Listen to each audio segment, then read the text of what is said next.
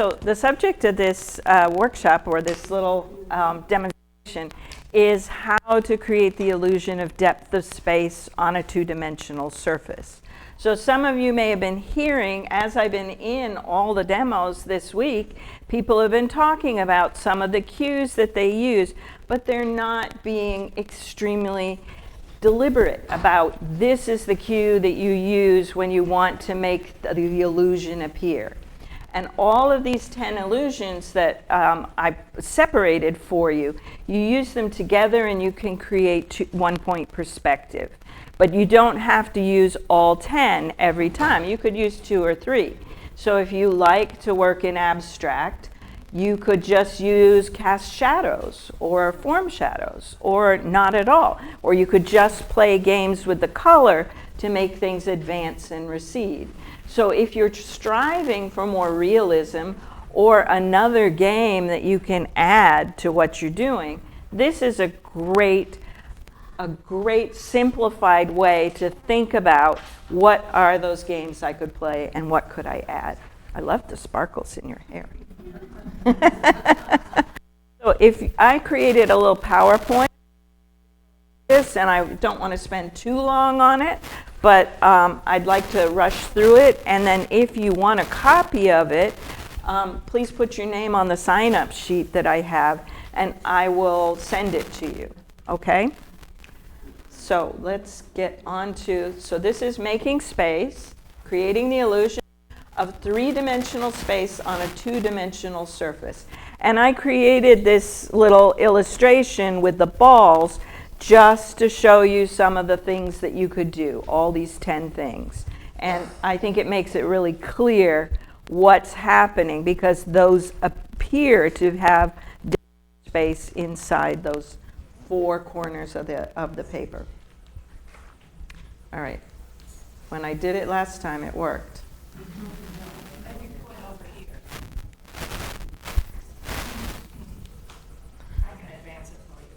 Okay, next one. I'll say next. Is that working? There we go. So all art is an illusion. This is a very famous painting by Rene Magritte, and it says, this is not a pipe, because it's not a pipe. It's a painting of a pipe. So we all start with a two-dimensional surface, and we invite people to enter into this world that we create. Since the actual world is not two-dimensional, we want to figure out how to do this. How can we create this? So this is me, and you just heard an introduction about me. This is the link to my newsletter and more information on my private classes. So linear perspective came into use around 1300, 1400. And the first time that we actually have a history of the use of one-point perspective was in 1415. And it was a painting of the baptistry in Florence done by Filippo Brunelleschi. And he did the painting, and he had the people stand in front of the actual building, and he had them peep through this little hole in it, looked at the mirror, and the mirror reflected back the painting and not the building, and they thought they were actually looking at the building. So this was the illusion, the first time the illusion is there. And so this is in 1486. These are some examples of the use of one-point perspective and how artists were kind of going crazy with one-point perspective and really having fun playing with these rules. So this is a painting of mine. So whether you're abstract, fantasy, or realist, we use these tools to create the three-dimensional world or the appearance, to create this illusion of depth. So these are the 10 cues. The 10 cues are overlap, shading, cast shadows, relative size, placement, value and focus, linear perspective or foreshortening, color and saturation, color and temperature, and edge quality. And I'm going to show you a little bit about each one. Okay, so overlap is objects in the front cover and hide objects behind. So those are not a series of cookies with pieces bitten out of them. Your mind perceives them as the red one's in front, the purple's behind, and the green is way behind. So these are common overlap errors that you will do in your drawing, and I just want you to think about this when you're creating a drawing. That if two objects are kissing or touching, it's hard to know which one's in front. So if you have this in your resource photo, you can correct it. So if the lines connect or they stack this way, it interferes with the illusion. So that box on the horizon line should go above or below the horizon line. And you just want to think about what's happening. So here's an example of the use of overlap in realism. And here's a use of overlap in abstraction. And you can see he's created a depth of space. It's not very deep, but it's there. So shading is number 2. And shading describes how light falls on a three-dimensional form. And generally, you do that by applying your medium more densely for the darker areas and less densely for the lighter areas. So you've all probably had a couple of lessons in shading and are pretty familiar with it, but this is one of the ways that we create dimensionality. So here's an example of shading using realism. And here's an example of shading in abstraction. And the next one is cast shadows. Cast shadows are super useful for creating this illusion of depth of space. It appears to us that the ball on the right is closer than the yellow ball on the left. Although when you really look at it, you can obviously see that they are exactly the same size and exactly the same level. So we create the illusion by shadows, and when you walk around, you are using shadows all the time to tell you where you are in space. Just a second. I need to change the channel. Sorry. Not being fresh or anything.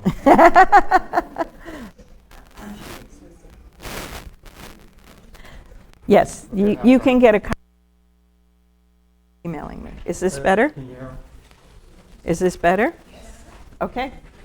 All right, so here's some examples of cast shadows and how they create an illusion for us.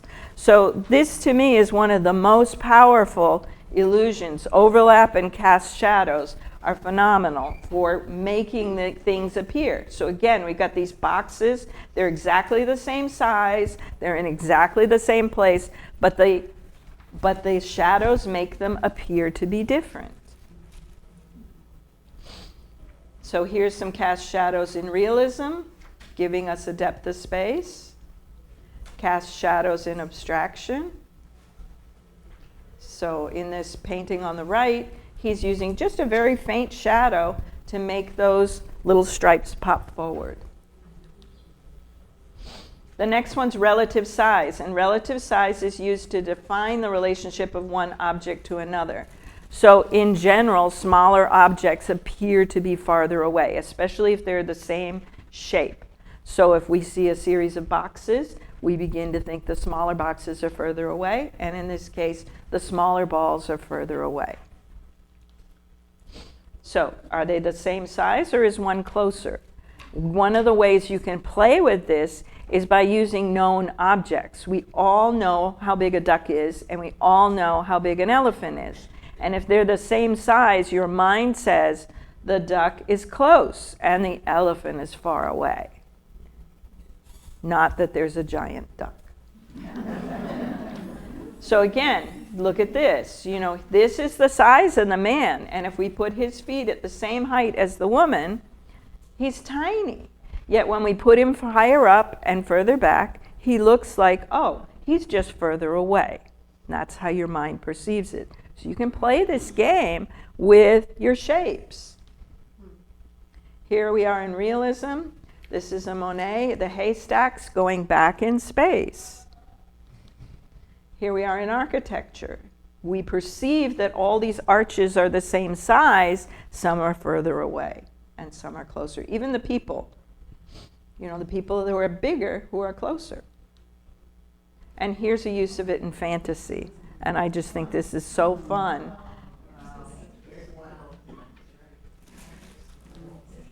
And here in abstraction. All right, so placement. This is what we were talking about with the two people, the lady in the white and the man, the small man. Things that are placed low on the picture plane appear to be closer to the viewer than objects placed near eye level. Objects placed higher up with the picture plane appear to be further away. So again, you can play with this and create that illusion that things are farther away. So here we are looking at these rocks that Monet did, and they're roughly the same shape, but they get higher up as they get further away.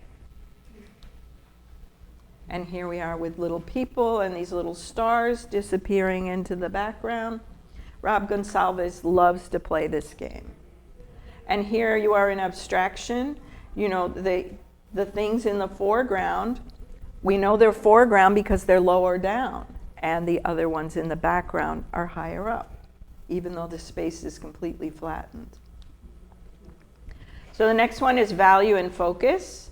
So when you're looking at a landscape, the particles in our atmosphere decrease the visibility of objects that are further away. And objects then become more similar in color and value to the color and value of the background, the closer they are to that background. So as things get farther away, if it's nighttime or a dark background, they'll get darker and harder to see. And if it's daytime, they'll get lighter and harder to see, and generally bluer if you're outside. So this is atmospheric perspective. And if you've heard that term, atmospheric perspective, that's what we're talking about, is all the dust in the atmosphere makes it harder to see things as they get further away from us. And here again. So here's an example in realism where we can perceive that this is a very heavy and humid atmosphere, sort of like today. And here we are using it in abstraction. So linear perspective puts all these things together, and you get parallel lines that come together at a point on the horizon. And we call that point on the horizon the vanishing point.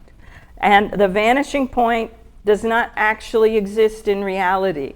It has to do with our binocular vision. And so if you move and go stand on a box, the vanishing point will move. If you move to the left, the vanishing point will move to the left. If you move to the right, the vanishing point also moves. So it only tells us where the viewer is in space. And so that's why if you get into trompe-l'oeil situations, you have to stand. They usually put little feet for you to stand so that you will get the full illusion in that particular spot, because it doesn't work if you move 6 feet to the left or the right. So you create that by having these parallel lines that come closer together at a point on the horizon, and things move, again, smaller and higher up, and then they get more blurry as they go back in space, okay? This is, so you'll see this on the highway. When you're driving Alligator Alley, it's super obvious. So this is sort of what it looks like, you know, and this is the traditional illustration for one-point perspective. Is you've got the vanishing point, the railroads, the all the telephone poles, everything going back in space. And here's a lovely example from 1633 of one-point perspective. And again, and here in abstraction, a Dali.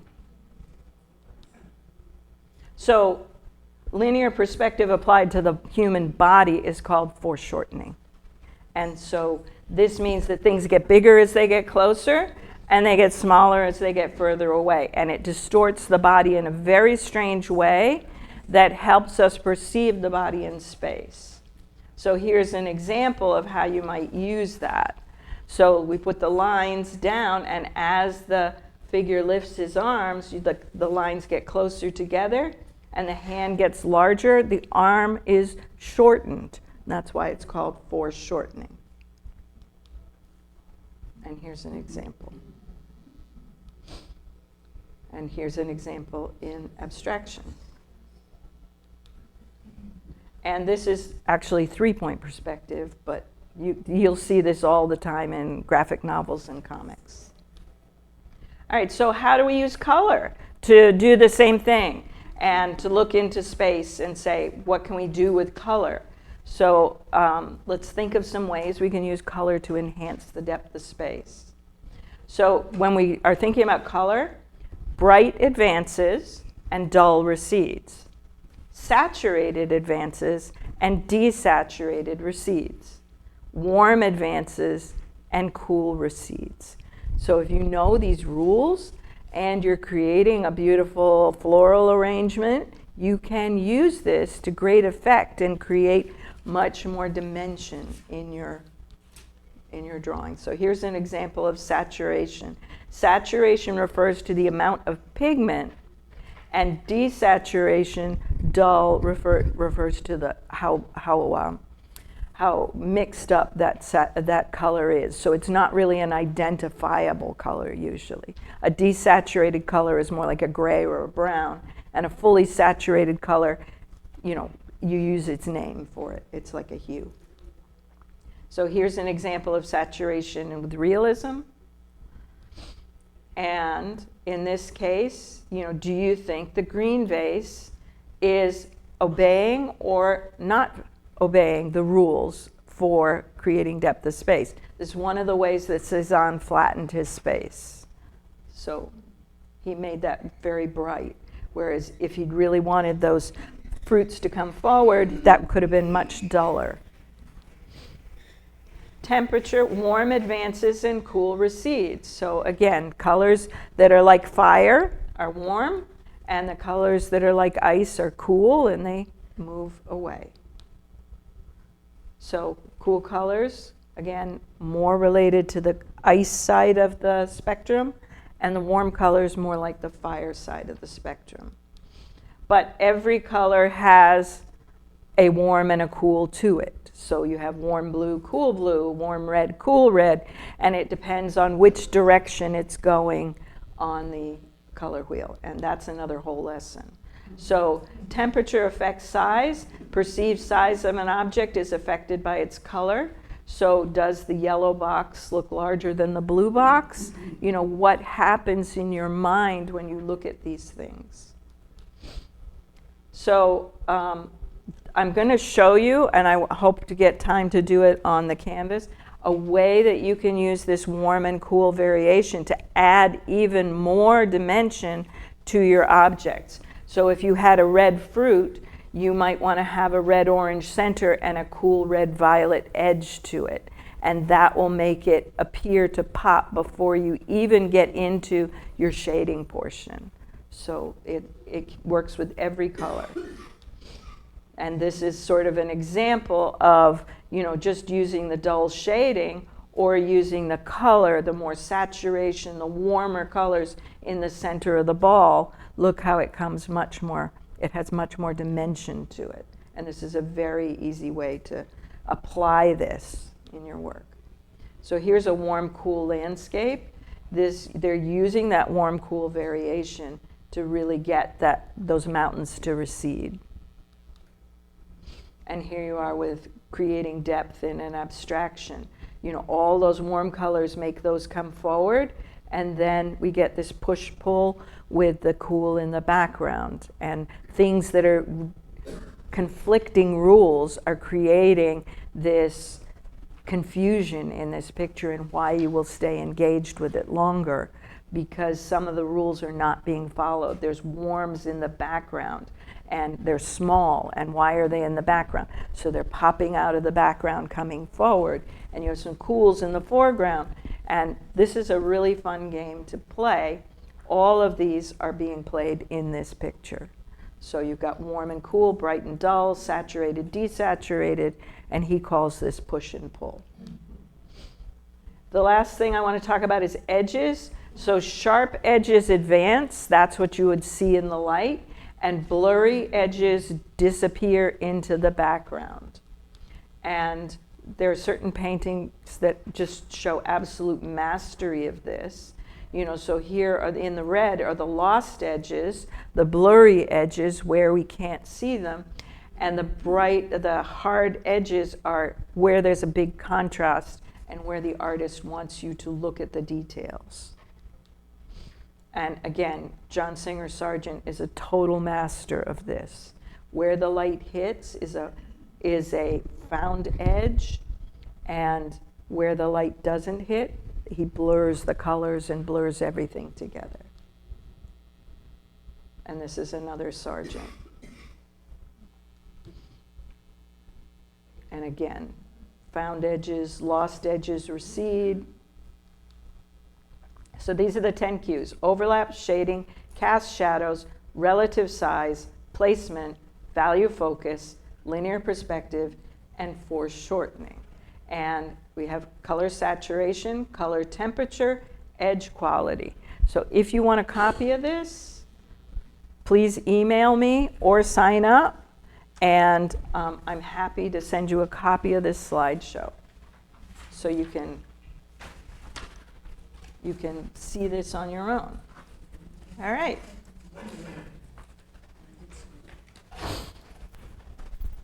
Hey. Okay, so I have some paint, and I did a little drawing on my paper for you. I'll hold it up so you can see it. And I just put in enough circles here to create the rules. And I'm hoping to give you... Can we see the picture? I was waiting for you. Okay, it needs to go further away. Okay. I'll have to do that over there. Okay.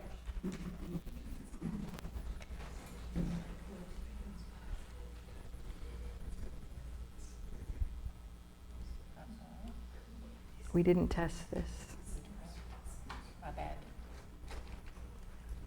What do you need? Closer to you and look at that. It worked fine yesterday. Turn the power off and turn it back on. Sorry. Let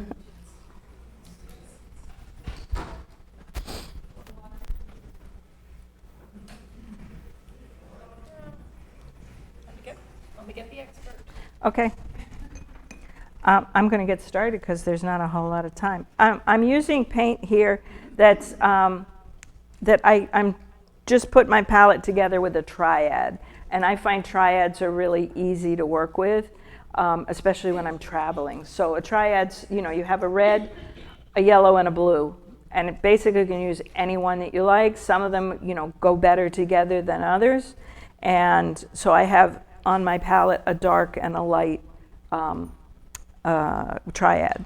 And so I'm just going to start playing with this while we figure out, let's see if I can put this over where you can see it. Yeah, right here. All right, so I'm going to do overlap first. All right?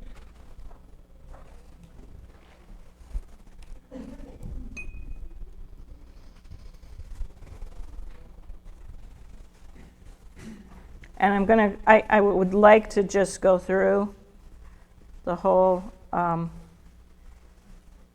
10 if I can.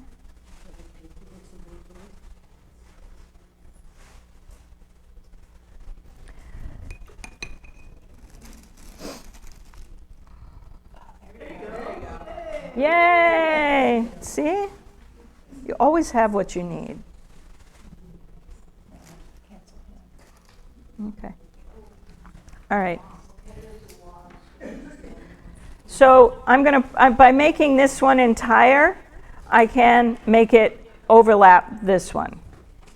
And so this one's going to end up being behind, but I'm going to wait till it's dry. And I'm going to do one, I think, with shading right here.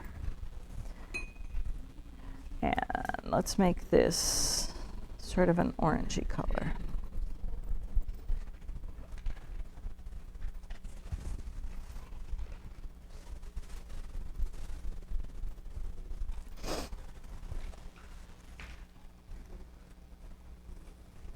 So what would be the warm color next to orange?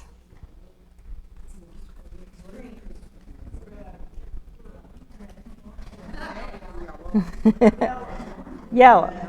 Yellow. Yeah. That's actually, a little harder one. So if this were an orange from the store,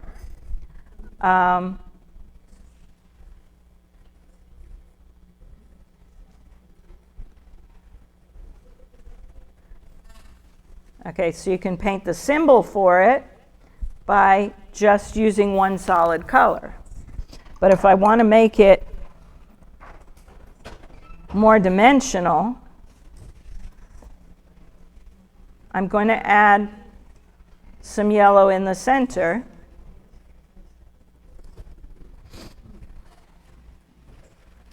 And let that run, and that will pull that a little bit forward. And then I'm going to go for a little more of a red-violet, and I'm going to put that around the edges of it. And that will already start to create a little bit of dimensionality in it. I'm going to have to wait for it to dry before I can do my shading. But that should get it at least started.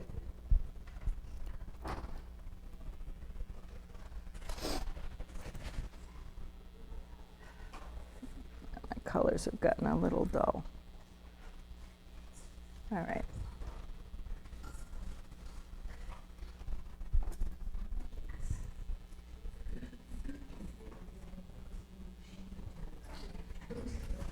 Okay. So you can see that it's already starting to pop a little bit, and it will go even more once I get the actual shading on it. All right, so we're going to do the next relative size. So I'm going to do a couple of these as being further away. So I'll make one or two of them the same color, just smaller.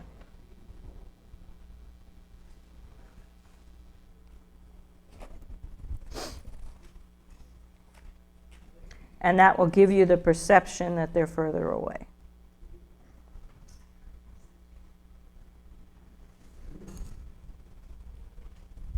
All right, so let's do, this is too wet to do that. So I'm going to create a cast shadow of this.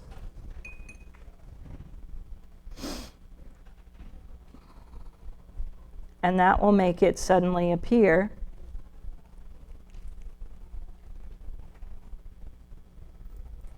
that on this line,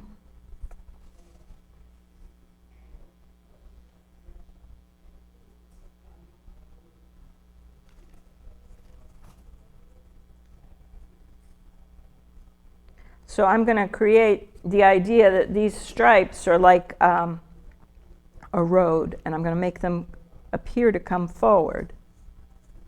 But at the moment, I'm just going to put the cast shadow from this ball.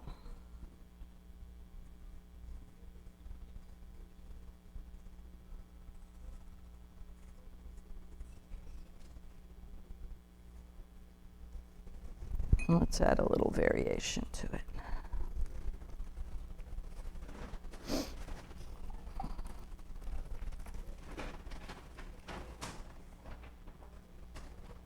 So your shadows are a hole in the light. So the object is being hit by the light, and the light can't go through the object, so it creates a shadow. And it creates like this cone from the light coming down, and then it will create the shadow being a hole in the light. So will it be clear or blurry depends on the quality of the light of the day. So if you're outside today, it's an overcast day. So the edge of your shadow would be blurred, and the center would be the darkest. On a really bright sunny day, the edge of your shadow is darkest, the center is a little bit light, and the edge is very hard and crisp. So that's one of the ways that we recognize what's actually happening outside. What kind of light are we in? All right, I got a little too much red on there. All right, that one and this one are the only ones casting shadows at the moment. Susan, how did you come up with the shape of the shadow? So again, if the light was coming from here, the light will come and it will hit the edge of the ball. And it will hit the edge of the ball on this side. So let's say the light was right there. Okay? So I'm assuming the light's about here, maybe further away. And that creates the edge of this cast shadow because the object is blocking the light from here and here. So when I look at it, in this case, sorry, I'm left-handed and that puts me making a mess everywhere I go. So let's say this is blocking the light right at this point, okay? What's going to happen is the ball, because of its shape, is going to block the light in a half round shape, sort of like this. This is where the light is going to hit the most, is going to be right here. That's going to be my highlight. The cone of the light is going to come from here, let's just say from here, and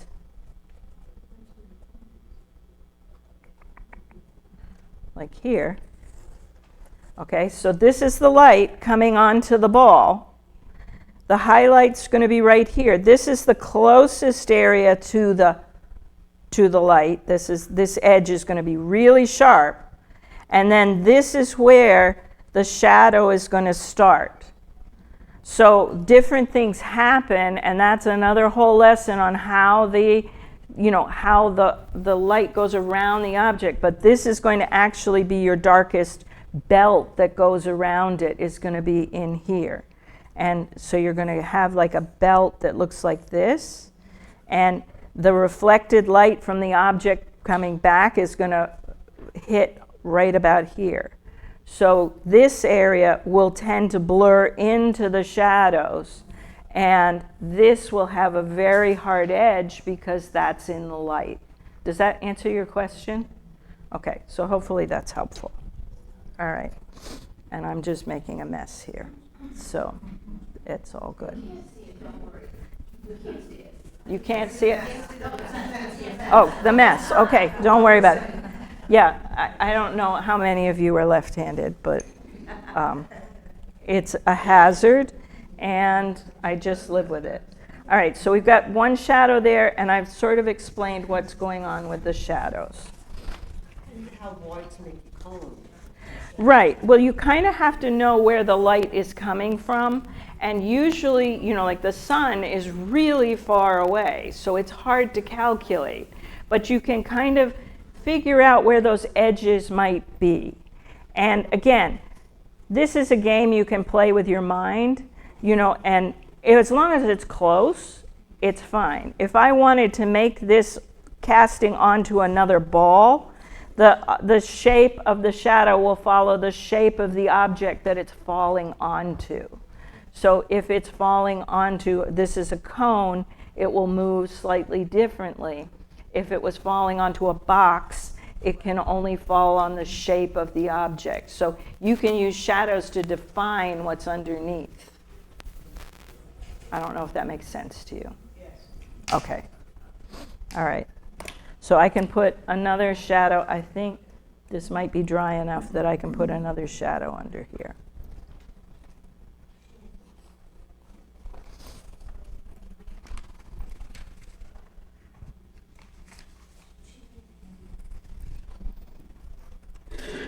Yeah, you should have a handout, and I have a sign-up sheet. I write a newsletter every month, and it's sort of motivational and things that I want to learn about.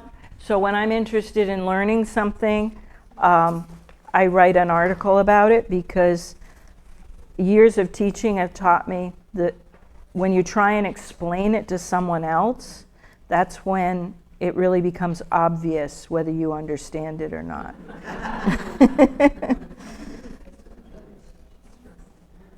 you're using a darker color, completely different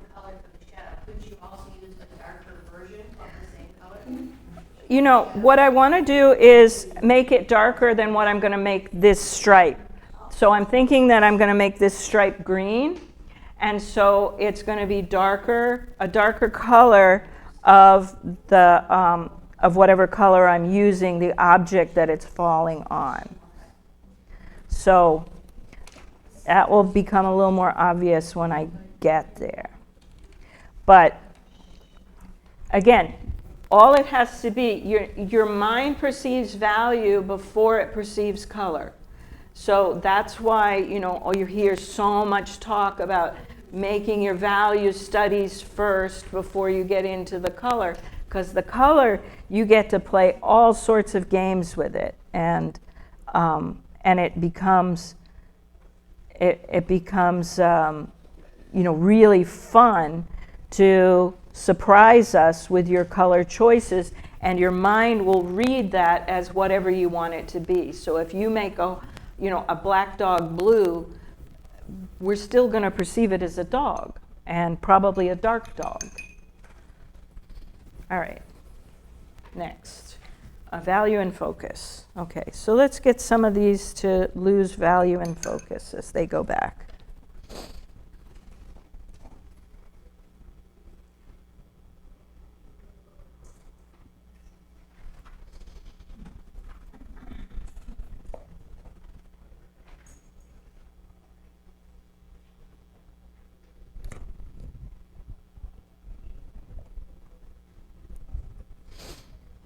Let's make some of them yellow.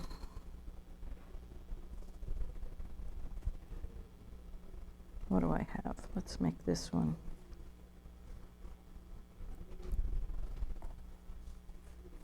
And to make circles, I'll show you my favorite secret from the dollar store.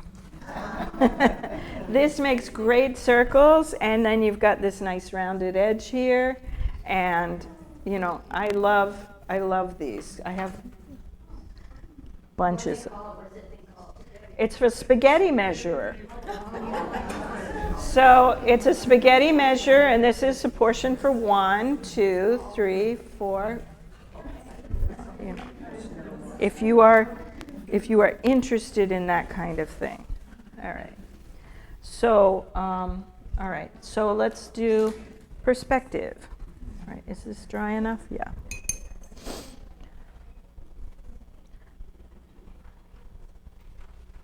So I'm going to have this lose value and focus as it goes back in space, and then become a little brighter as it comes forward.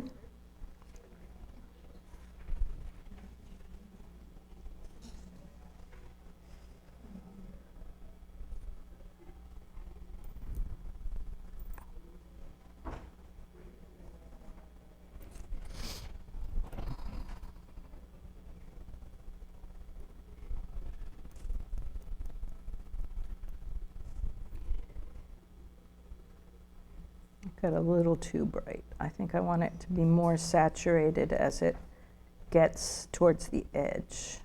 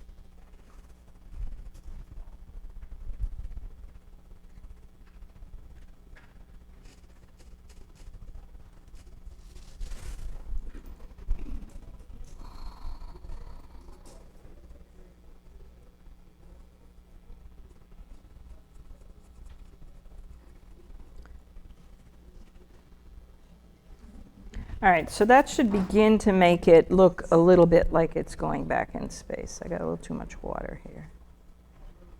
There we go. And I think we'll do one of the other ones.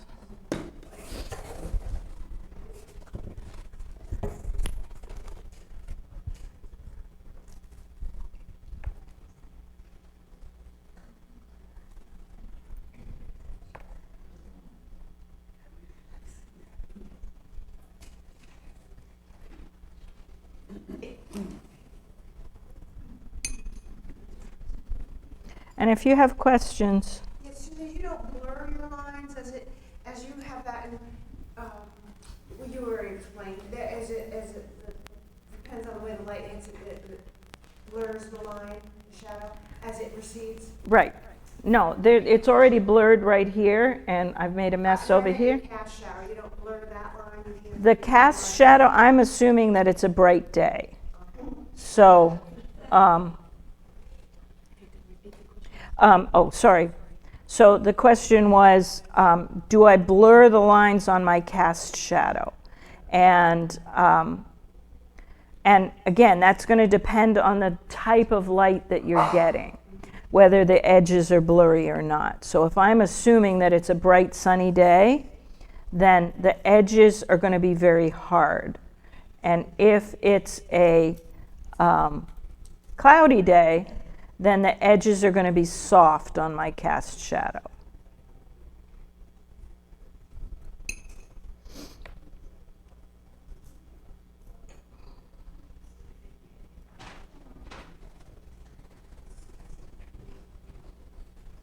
All right.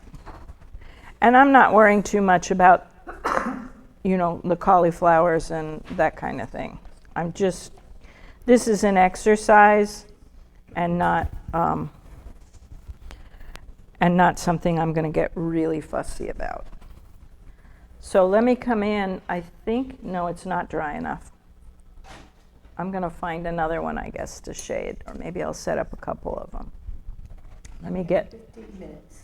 I have 15 minutes. Thank you. That should be enough time. Susan, did you have a color palette in mind, or you had a plan for where you're placing your colors? Well, the goal was the warm colors in the front, the cooler colors in the back, and I'm going to have a few things that will start to recede. But when I think about this, I'm thinking about really making it more primaries, because it's a picture of spheres. And so to me, that's playful, and it would, a somber palette would not be appropriate. But And could you repeat the question? the question was, oh, thank you so much.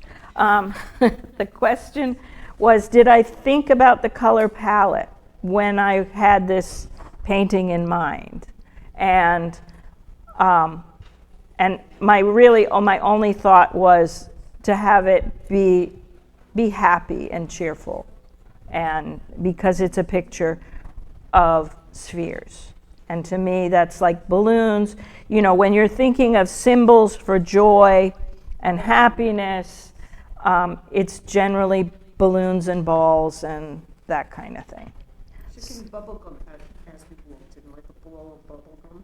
Okay, so I could create a ball of bubble gum here. And I did see some paintings that looked like they had bubble gum on them, so. And I actually saw a painting in a gallery in Miami that is entirely made of chewed bubble gum. Wow. And it's in a museum, and someone paid thousands and thousands of dollars for it, which just doesn't seem fair. Oh my God. So anything's possible. There's no limit to your imagination. Have fun. Don't let anybody tell you it can't be done. Right?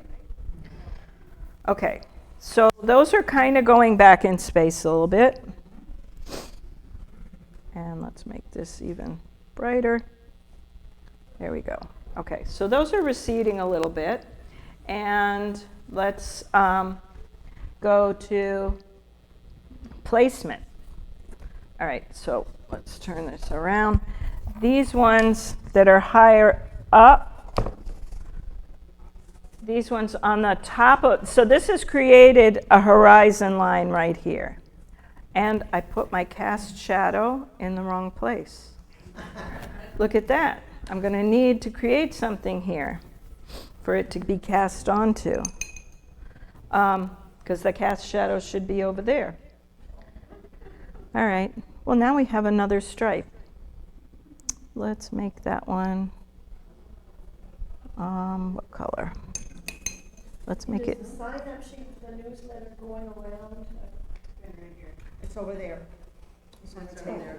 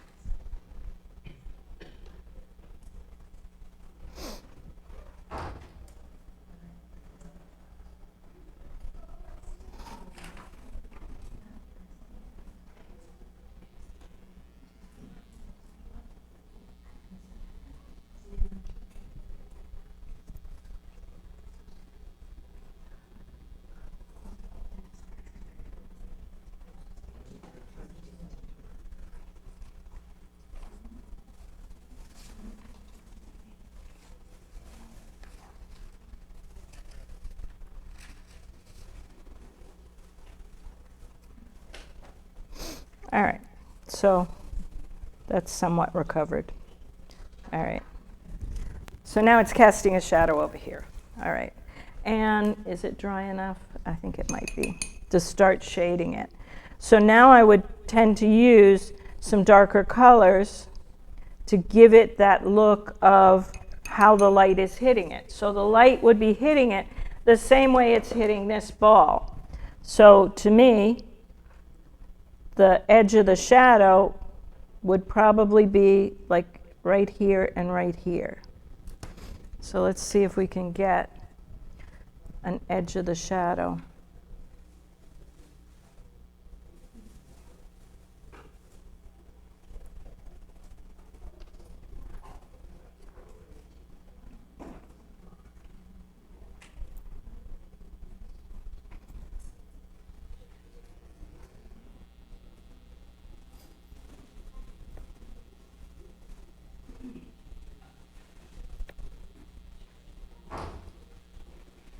And this is where, you know, I think it looks good if it loses the edge.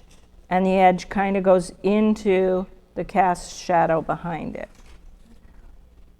So now it's starting to pop out a little more.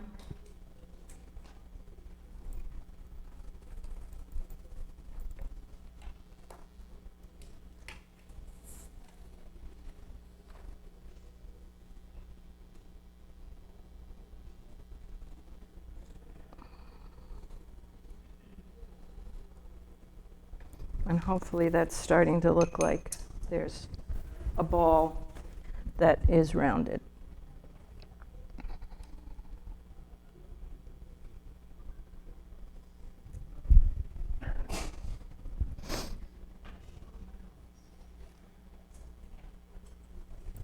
Okay. And I now have blue all over me. Okay. So we're doing the higher up appears to be farther away, and now we're doing color temperature. So I'm going to start putting some cooler colors in the background.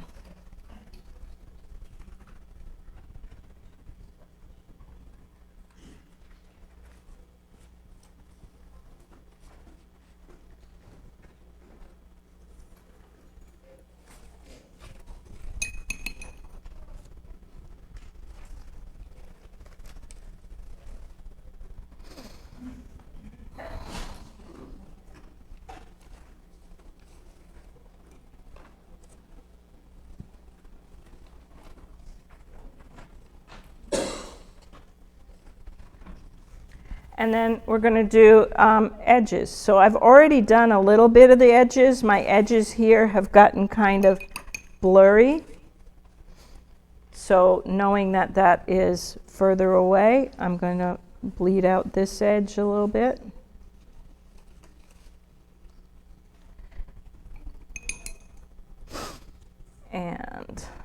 That's not dry enough to work there. All right. So as I bring in this one over here, I'm going to make sure that it has a fairly sharp edge so that it will pop forward.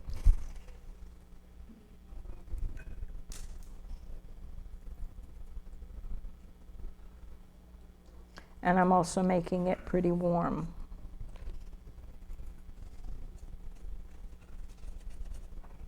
So if this is red violet and I wanted to make it rounded,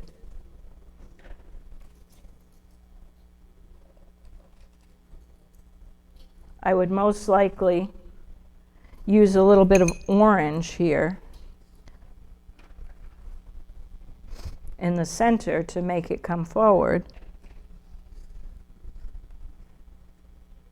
And then going around the edge, I'll probably use a violet.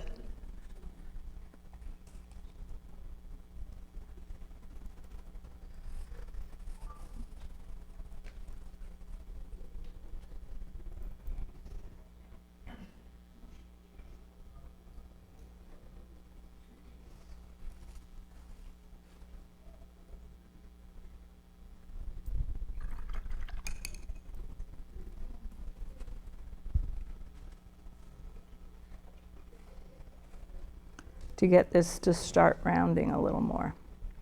And I'm really trying to exaggerate it a bit.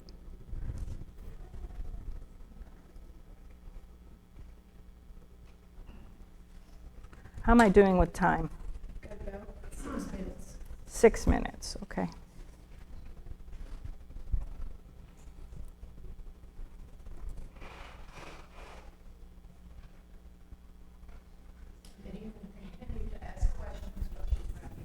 Yes. Anybody have more questions for me? Okay.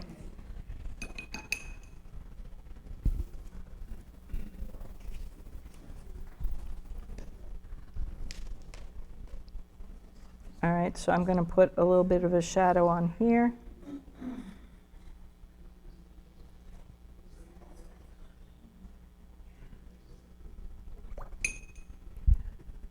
And soften that edge. And you can see the difference between just shading it and adding the different color. This is really bothering me, this blue here. Because you put a shadow on that one over there, Right? wouldn't there be also a shadow on the blue one? Exactly. So she's asking if there's a shadow on this one, should there be a shadow on another one? And obviously, you know, if they're all going to be spheres, they all need to start becoming rounder, which is what I did on the example over here. So, you know, I'm showing you sort of my process and trying to give you examples. So if I wanted to, you know, I can come right in and add a shadow here. But because it's further away, it's going to be blurrier, and my edge should be blurry as well. So then it will look like it's even further away, but it might just appear to have, you know, enough of a shadow. Okay? All right, so we've gotten blurry and saturation. So you can see that I'm using saturated colors more in the front. I'm saturating the color as it comes here. If my background was dark, then it would get more desaturated as it goes away. So it would become darker, and you know, at night they say all cats are gray.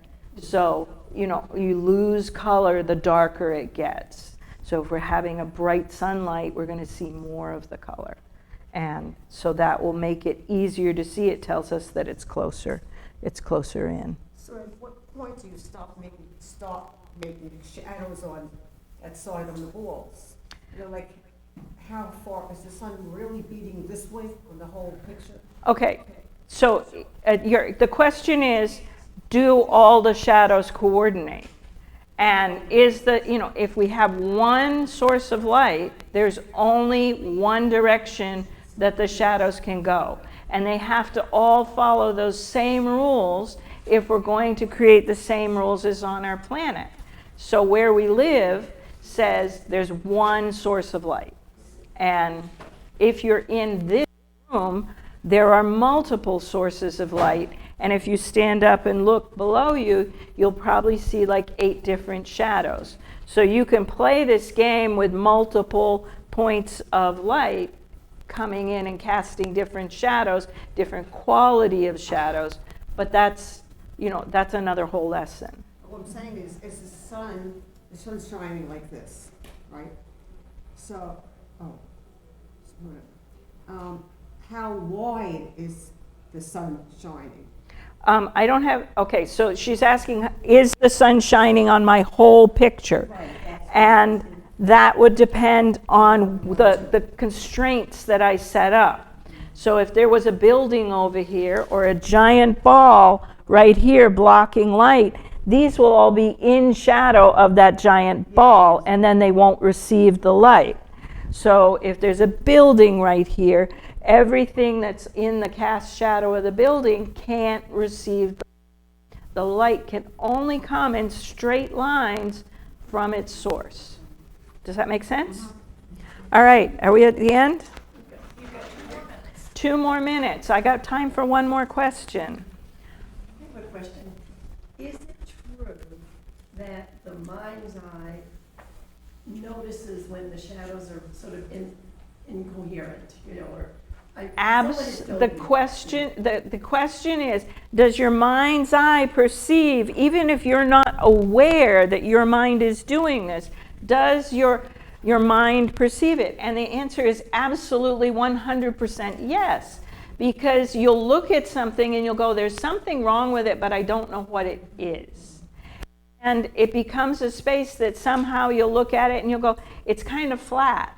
And why is that? Or my shadows are not coordinating. That's the most common error I see, in amateur art, is that people are not coordinating the light. So the light's coming from here and over here, and especially if you're using resource photos, different resource photos in different lighting, then the thing in the foreground is lit from this way, and the thing in the background is lit from this way, and then your mind says, there's something wrong here, because you know how to walk around, you don't trip over chairs and that kind of thing. So that's one of the keys that we're using ourselves in space is shadows. So it's really important, and one of the fastest things you can do to improve your art is to become aware. When everyone says it's all about light, that's really what they're talking about, is it's all about the light. How is the light hitting it, and can you coordinate it on everything? Well, that's a perfect note to end on. Yay! Hope you enjoyed that.